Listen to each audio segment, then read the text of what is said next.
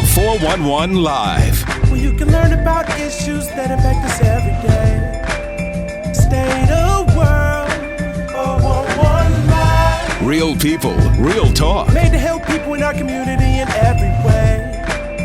Boy, you're a girl, 411 Live. Wisconsin has been called the hub for sex trafficking. Milwaukee has been kind of labeled the Harvard School for Pimps. Those are labels that have persisted. We are a nonprofit organization, the 411 Live, real people, real talk. We explore human trafficking, specifically sex trafficking. The mission is to bring awareness to the problem and to talk about it and continue the discussion. There are a lot of questions surrounding it. We explore those questions. We explore the answers. Today, we have a special topic for you. It's called Arrest and Release, the revolving cycle of the sex trade. I have a special guest here who has a lot of insight about this topic, and I am so grateful that she is here. Jeanne Geraci. She is the executive director of the Benedict Center. Welcome to you. Thank you so much, and thanks for having me on. Oh, it is our pleasure. We talk about, and here with the 411 Live, I'll stop right here. I just want to make sure that you as the viewers, the audience, that you feel a part of this. So please send us your comments, your questions. We welcome that, and we want that as part of the discussion. Mm-hmm. Now, we talked about this revolving cycle. Mm-hmm. When I say that, I'm thinking in my head, say a woman goes through, gets arrested for prostitution Mm-hmm. in the criminal system, comes out, and it starts over again. There is nothing in between to help or intervene. Is that oversimplification? No, not at all. I think that has been the traditional approach of cities across America and certainly Milwaukee, that we criminalize those in the sex trade, and especially women in the street-based sex trade. They're extremely visible and therefore frequently the focus of law enforcement efforts. So we're missing an opportunity. Absolutely. So where do you, how do we change that dynamic? I know that Benedict Center has started a program. You had a pilot program, kind of that intervention being the key. Thank you. You're referring to the pre-arrest diversion program that we piloted a couple of years back. It was actually in partnership with the Milwaukee Police Department and the District Attorney's Office. And the idea was, instead of giving somebody a ticket or arresting them, they were given an option to come into the Sisters program, which is our program that specializes in outreach and support for women in the street-based sex trade. And so they could have an option to take advantage of services in our program in lieu of that arrest or that ticket. And it was very successful. So we're looking forward to trying that again. So when you talk about success, Mhm. how do you measure that? That is a great question. It's very important to us that we do evaluate and measure our success. So we were actually partnered with the Medical College of Wisconsin to their Healthier Wisconsin Partnership Project. And so some of the statistics that came out of that evaluation, 71% of the women who were diverted by police to our program completed the terms of the diversion program, Mhm. which is a high success rate by any measure. 21% of the women reported being able to, within 1 year, quit working on the streets for at least a month or more. And we also measured, because we're harm reduction and we measure progress in steps, we also measured women's progress towards their own self-identified goals, case management Right. goals. And that number was around 56% felt that they had made progress towards at least one of their goals in that time period. When they get into this program, what are they working on? It's really interesting because each woman has a unique Mhm. story and a unique set of needs. And really the most important thing for us is to first establish a safe place that's low barrier for their entrance, and we can begin with just building rapport and trust, because women really have lived lives that don't give them a lot of reason to trust anybody. Right. In the interim, what we're providing first are very, very basic needs. It can be a meal, it's a safe place to sleep, it's clean clothes, it's triaging and connecting to medical care or crisis support if they've recently been assaulted, which is also unfortunately very common. Right. Then where does she want to start is really the question. For some women, that might be housing. For some women, that might be um, it might be going into a treatment program for substance use. For some women, their biggest motivation might be reuniting with their children, Yeah.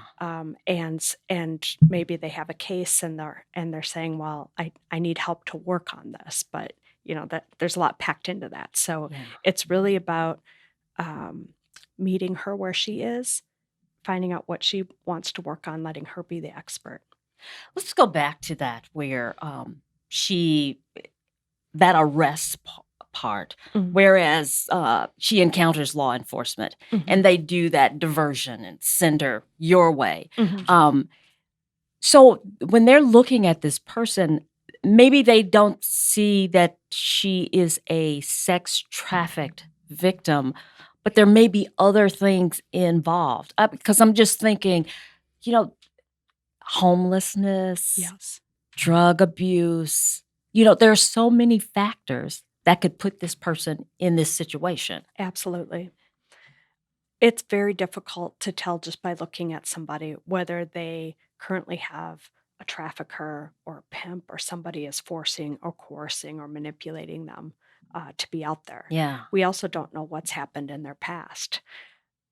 What we do know is for women in the street based sex trade, the risk of experiencing violence, being victimized by violence, whether that's physical or sexual assault or even homicide, the high level of substance use disorders, especially now that opioids and heroin have hit our streets. And that's high. It is. And women, when it, it we have been hearing it repeatedly, and I tell the story. Alderman Stamper came to visit our programs a couple years back and asked, "What's the number one thing that the city could do to help you Mm-hmm. get off the streets?" And the group of women that had sat down to have a conversation with him unanimously, and we did not prep for this, unanimously said housing. From there, we actually did a survey with the medical college and learned that 50% of the women that we surveyed were either precariously housed, which means couch surfing, Mm-hmm. or they were literally homeless. Wow. So we need to think about this issue as and consider different frames, different lenses, as you did: homelessness, substance use, trauma, Yeah. poverty. There's so many different factors coming into play. But the other thing you talked about, which is the police might be doing an operation and they might stop someone.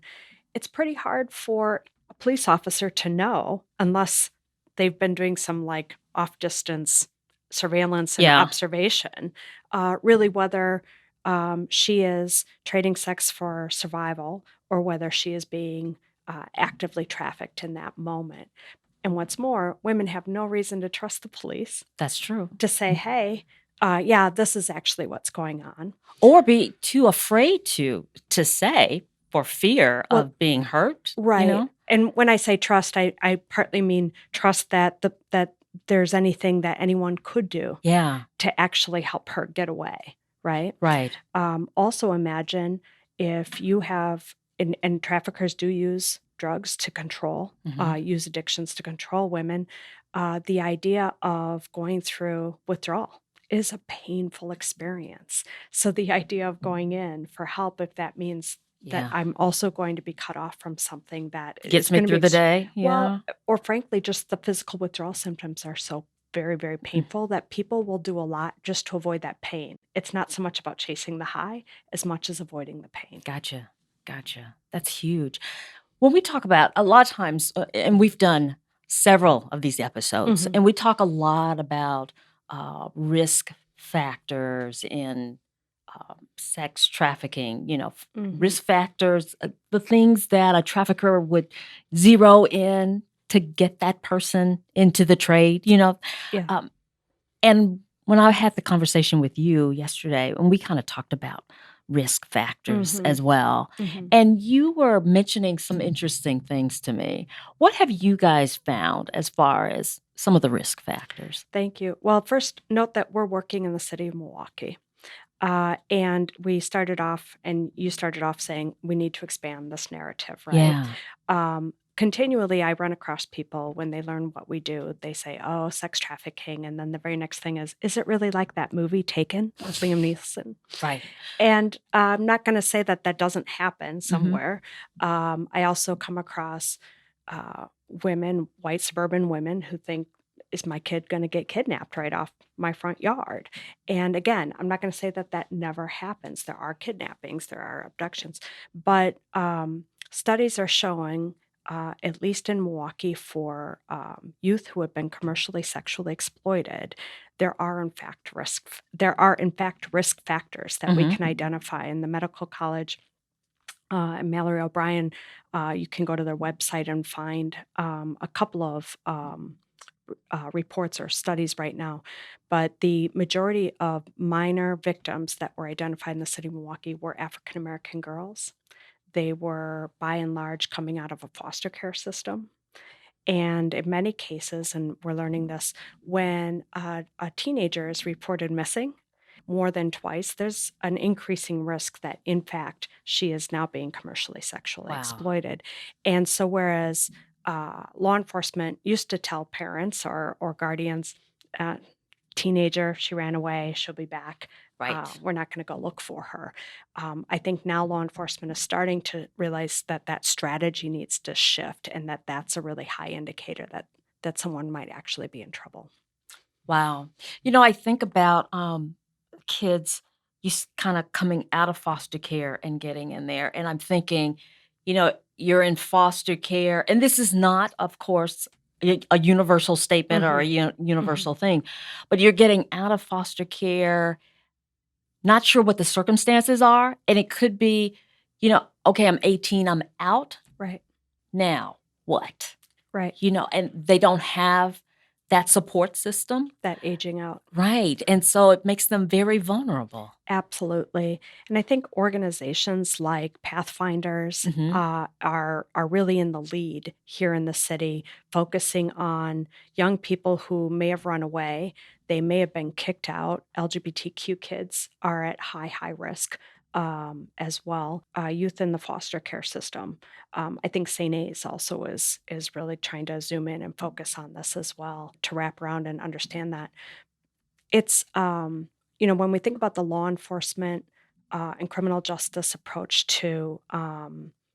uh, to sex trafficking, it might be easiest to identify minors as victims of sex trafficking, because automatically by their age They're victims. they are considered victims Right. under the law.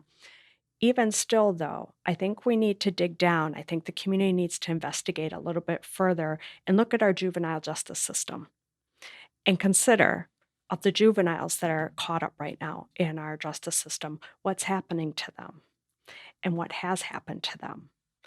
And I think that we'll find a high correlation. And so, even we one of the Benedict Center's concerns is the ongoing criminalization of women in the street-based sex trade, which is our focus, Right. but also youth who are really in trouble are also being criminalized. That's a good point. And so we talk about that school to prison pipeline, right? Yes, This yes. is really all feeding into our prison industrial complex, frankly. This idea that we solve problems with the criminal justice system as opposed to taking a public health approach, understanding root causes, understanding um, social determinants of health, understanding that your zip code, your race, Right. are big predictors of what's going to happen, and what undergirds that are systemic causes. And that's where things get a little more complicated, right? It's not just about a bad guy, a pimp, a trafficker trying to Mhm. groom and take advantage of somebody. It is, and that's a crime, and that person should be held accountable. But also, we have to look at what are the system failures that are setting people up to be vulnerable, to be at risk, to be Yes, yes. swept up into it. It almost seems like, for law enforcement, there needs to be an arm within law enforcement that deals with the mental aspects of it, the societal aspects of it to really get to the root cause. I mean, it's just not breaking the law and this happens. There's so much more to it. There really is. I think that's one of the biggest challenges for anyone in law enforcement is Right. that often they are called to respond to some of our most complex issues. And they aren't necessarily equipped with the resources or the personnel with the skills to deal with some of those issues. And so I don't think it's just in fact, I think we're looking too much to law enforcement to Yeah. solve this issue. And I think we need to back up from that and realize we need a more comprehensive cross-sector approach. We need to bring in social services. We need to bring in public health departments. We need to think about prevention and about social services that are going to help people who have already been victimized by a variety of things. Right. It's a big issue, a big problem. It's like all hands on deck. It is. It is. It's too much for one entity or here, Thank you. everybody. Thank you. No one agency, the Benedict Center, cannot do this by itself. For us, partnership is really, really key. Some of the partnerships we're working on right now to try and actually make some systems changes. Right now, we have a partnership, an ongoing partnership, as I've mentioned before, with the medical college. And so one of the things we're working on is how to increase women's, and by when I say women, I mean women in our target population, how to increase their access to housing. And so we decided to start at the beginning with the assessment. So when someone's homeless or needs housing, the idea is that they're supposed to be able to call 211 and get an assessment, right? Now, a lot of community members will express frustration. I've called 211. I was on hold. I had to wait a long time. They asked me a lot of questions just to tell me that there was nothing available. And I don't think that's just 211's fault per se. One of the issues is that there's just not enough shelter beds for everybody who needs it. We have a housing crisis in A Milwaukee. big housing problem. That's yeah. right.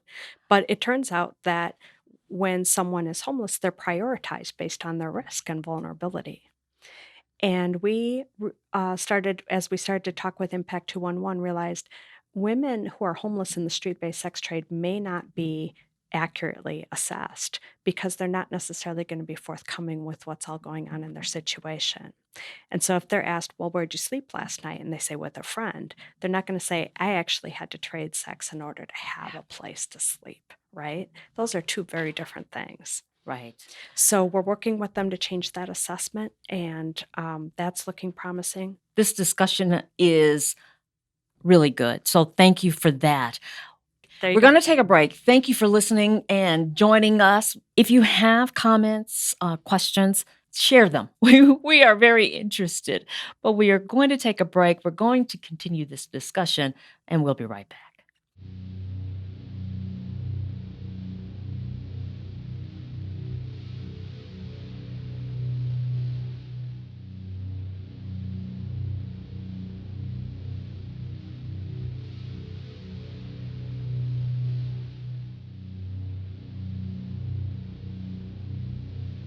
Human trafficking is a global issue that is happening locally. This is a problem that we cannot ignore. Being so scared on that hotel bed and wish I had my money. Going back into that feeling of, man, what am I getting myself into? She rests her head on the prison to which she's chained. I'm standing there and I can't move. I can't go nowhere, I'm stuck. Drug into this spider's web, and she can't untangle herself to freedom. Him telling me how pretty I am and what I can do to trick guys out of money and what I need to do and how much money I need to bring back, and him making me change into different lingeries to take pictures of me to put me on Craigslist. Now I'm a product to be sold. Beneath this ground we walk is a hell of movement in a forced direction. Gridlocked, traffic lights, sex, currency, bodies, stock, fear, monopolized, auction, blocks. Another job, he come another one, and just being sold over and over and over and over. Minds groomed to be immune to pain, And you used to it, and you just lay there. numb, desensitized, innocence, drained. I went from that scared little girl, from the foster care, from being molested by my stepbrother, by my foster brother, till being a lonely little girl stuck in a house, so scared with my mother, to being trafficked.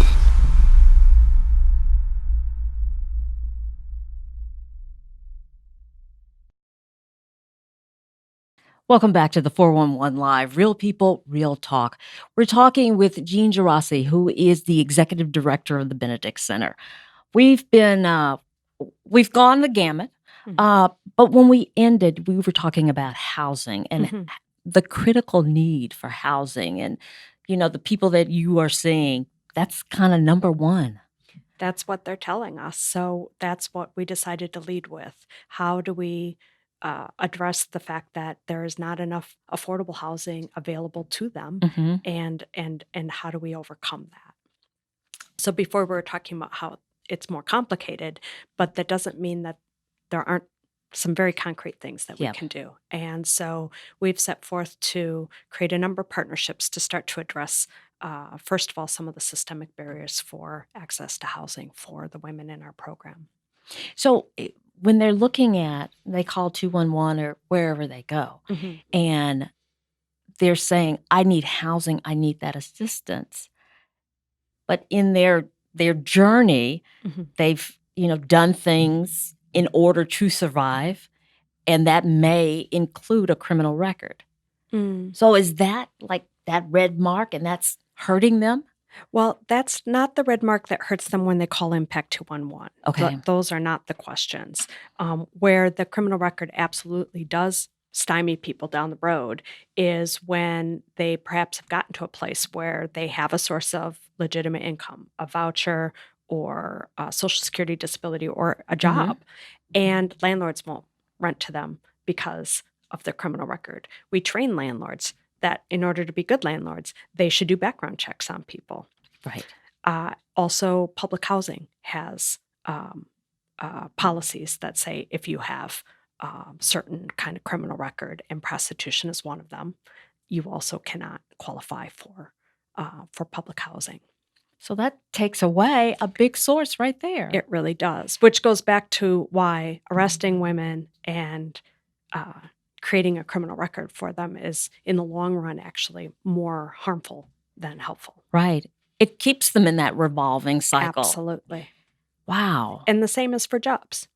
We recently worked with a participant in our program who applied for a job interview. And even though we had worked with the municipal judge, Judge Mosley, who's excellent, and helped, she had 17 open municipal tickets, mostly for loitering - prostitution. Oh, wow. 17. How's So- she going to pay that? Yeah. So we work with her, the city attorney's office, Heather Hugh and Judge Mosley, and we get those things taken care of. She goes for a job application. Those tickets are no longer open, but they're still on her record. And the employer says, sorry, these are just too recent. These are the kinds of things that are keeping people trapped, which isn't really all that different from anyone who's justice involved, right? Right. But this is when people think about sex trafficking, I think they're thinking about victims, and not realizing that in many cases victims are still being frankly blamed and criminalized and stigmatized. Right. It's kind of hard to come from victim to survivor, to moving on when you have these traps or these things that keep, Pulling people pulling them down. back. And these are systems. These are Yeah. policies. These are things that in our democracy we can change. And that's why things like looking at the possibility for expungement, effort that's being led by Clean Slate, is so important. It's why we need criminal justice reform. I mean, because frankly, anyone in the justice system is being caught in these systems. And I'd like to encourage our community to get past the idea of trying to think about you're either a good guy or a bad guy, Yeah. a victim or an offender. Those are very blurry lines when you really take the time to listen to someone's life. It's a matter of reframing and rethinking the whole way we look at the system, and the more we do that, the more we can actually help people That's right. to move forward, That's right. to get past That's the right. past. Exactly. And so here's where I'm excited. We started partnering with Milwaukee County Housing Division. Okay. We applied together for a grant with the U.S. Department of Justice and received a grant. Yay. Yay! A federal grant to create a diversion program for women in the street-based sex trade who use heroin or opioids. So we have at the table the Milwaukee Police Department, the District Attorney's Office, the City Attorney's Office, and law enforcement, right? And we're engaging in them and talking about what would it look like to try this pre-arrest diversion piece again. And we have to look at the other side of the equation. What are we diverting people to? And when there's waiting lists for shelters and for housing and for residential drug treatment, it can be pretty hard to say, hey, instead of arresting you, we're going to give you this opportunity, but you're going to have to wait 2 months before you can start. Yeah. But don't do it anymore. Right. That doesn't work, right? So we are also partnering with the Housing Division, with BHD, with other service providers to say, how do we create a more comprehensive continuum of services for that women? bridge. That's Yeah. right. So we're mapping that out. And if there's ways that we can create wins just by different service providers knowing about each other, that's great. What we suspect, though, and what we know is that we're also simply just going to need more resources. We're going to need funding for housing for the specific population. We're going to need resources for treatment for the specific population so that it can be on demand. When someone is using opioids and they're ready to get off, they shouldn't have to wait. Right. Because that window is open now. Exactly. May not be open 2 months from now. Exactly. And then let advocates and service providers, and the Benedict Center is not the only one out there. There's Fresh Start, there's Inner Beauty, there's Yeah. Pathfinders. Work with people on the front end in terms of building those relationships of trust and support and walking that journey with women. But we also have to make sure that the resources and the services are lined up. Right. The things that you are saying are very encouraging. So, and I'm making the assumption that all of this is in the works and people are talking and it's moving, maybe slowly, but it's moving. It's moving. We're talking. Milwaukee people listening, there's always a lot of talk. Right. Some of the exciting pieces of this project, though, is that we're not just a task force that's creating a plan. We actually are creating a plan while we're, what they say, building the airplane while you're flying it. So in our drop-in center, we have a drop-in center on the south side. Very soon we'll be reopening our drop-in center on the north side in neighborhoods where street sex trade is very prominent. And we want to be very accessible for women there. We have housing navigators with Milwaukee County Housing Division working with women in our drop-in center. So we are assessing people's housing needs and working hard to connect them to the resources that do exist. We also have a warming room open 7 nights a week so that during the coldest months of winter, women can at least come in from the streets. There are substance use treatment facilities available through UCC, Meta House, even the Benedict Center. And so it's not to say that there are no resources. It's just that there's gaps and there's waiting lists. So we are currently, as we speak, working with approximately 300 women a year. Wow.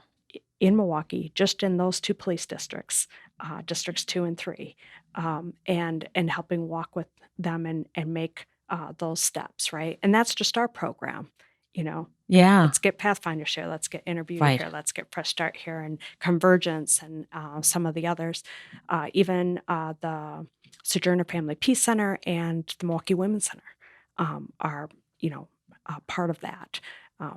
So I do think that there's hope.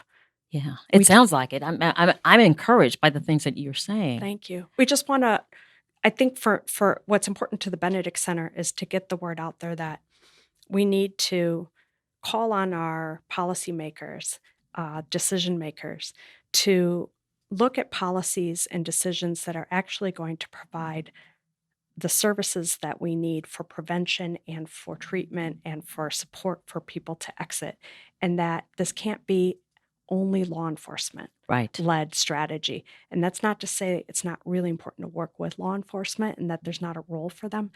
It's just that they can't be the only tool. Right. Right. And for the policymakers, it may be re-education for them so they can get on board. I think that that's true. I also think that some of our elected officials are very sensitive to residents in neighborhoods where this is happening. Residents are calling and saying, hey, do something about this. That's an important part to mention. And they're calling the police and saying, hey, do something about that.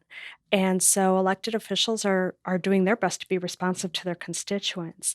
And so these are the other kind of component to the work that we're doing is engaging with neighborhood associations, Lindsay Heights, Clark Square. We're working with Southside Organizing Center and Walnut Way, and some of the other neighborhood associations to engage with the community and start to have discussions and say, how can we be working together to come up with long-term solutions that will make your neighborhood, our neighborhood, safer for everybody, for the women and for the other neighbors. Absolutely.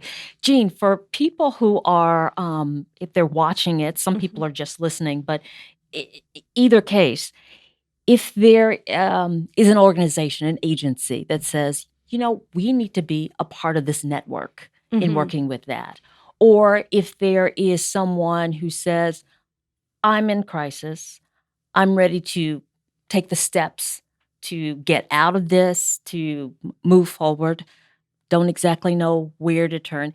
How can these two perspectives, how can they get in touch with you just to get some answers? Absolutely. Well, certainly call me at the Benedict Center, 414-374-1774, or go to our website, which is www.benedictcenter.org. If you're a person who is somehow coming across this and watching this and you need services, call 211. They can connect you to the Sisters program or to one of the other service providers. If you're willing to let them know what's happening, they will keep it confidential. They're not going to call law enforcement. They're definitely understanding this issue differently. And we'll take it from there. The other thing, too, is there may be someone from law enforcement. We've talked a lot about Milwaukee because Milwaukee, they're exposed to a lot of this stuff. But sex trafficking and these kind of problems are happening everywhere. Absolutely. But other entities may not be as up to date or as aware as, somebody in Milwaukee who has had to deal with it a lot. Would you welcome them, law enforcement, calling you?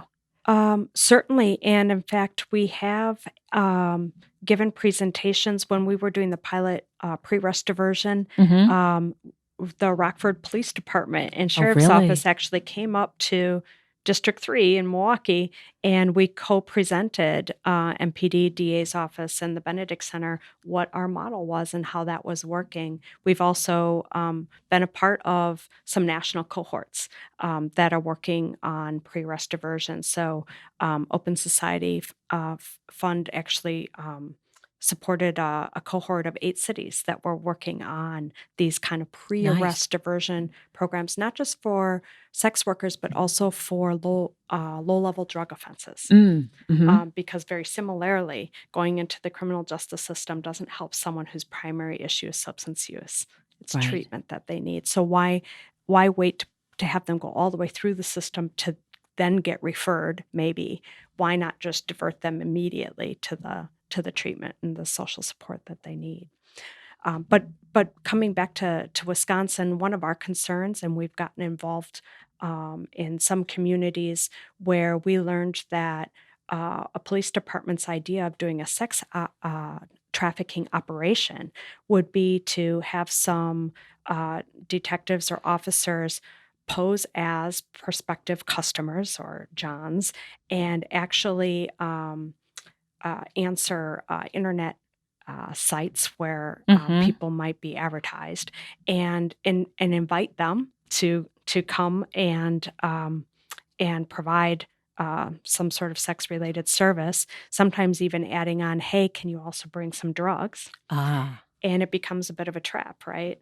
And in some cases, they're actually inviting women from Milwaukee to come up to a smaller town up north Mhm. and then arrest them. Wow.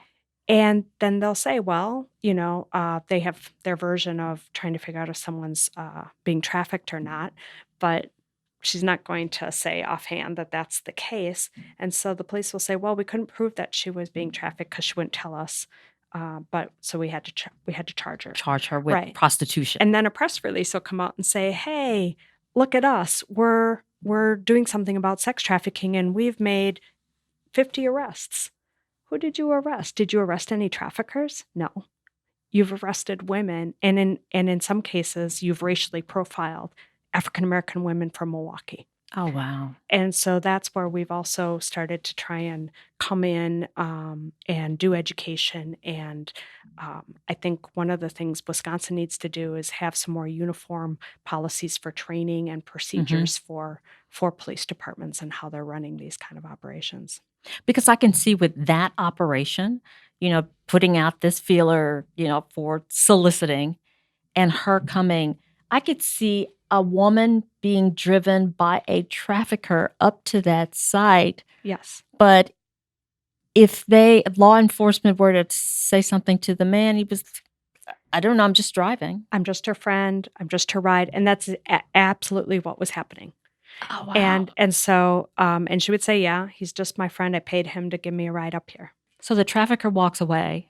Right. And she gets charged. Right. That's not helping That's not sex helping. trafficking victims. It's not helping anybody. So this is where I think continued education and understanding of the issues and the complexities around them are important. It's why I would encourage people when you hear about say there was an operation and we rescued so many victims. I would encourage journalists and the community to ask some follow-up questions. What happened to them? Where are they now? Good point. Was it just the minors that you rescued and the adults that you were, and so you've arrested some adults. Are those traffickers? Are those buyers? Or are those, whether you call them sex workers or whether you call them victims, but too often it's adult women who are being arrested. And in many cases, those young people who are being quote unquote rescued are not necessarily being helped in the long run. In many cases, they're also caught in a bit of a revolving door, right? Maybe they're returned to the home that they ran away from. Maybe they're returned to the foster care system that they ran away from. And then it's just a matter of time before the trafficker picks them up again. And the cycle Continues. Jeanne, this has been a great conversation. We've run out of time. we will need to have you back again. Yes. Jeanne Geraci, she is the executive director at Benedict Center. She has been a wonderful guest. Thank you so much. Our topic has been arrest and release, the revolving cycle of the sex trade, and I think we hit it pretty good. So thank you very much. Thank you. And thank you for joining us. We are here at the 411 Live. This is a nonprofit organization, so we welcome you to help us to continue what we do. Go to the 411live.org website and you can contribute, and we would greatly appreciate that. And of course, from what you've heard about the Benedict Center, that's also a nonprofit. So I encourage you to go to their website as well. You can find us, like I said, we've done, over 20 episodes already? You can see those past episodes. We are on our website, of course. You can find us on Facebook, Twitter, iHeartRadio podcast, the Instagram. We're a little bit of everywhere. And we welcome your comments and your suggestions about future episodes. We really appreciate that. But for now, this is the 411 Live. Real people, real talk. I'm Beverly Taylor.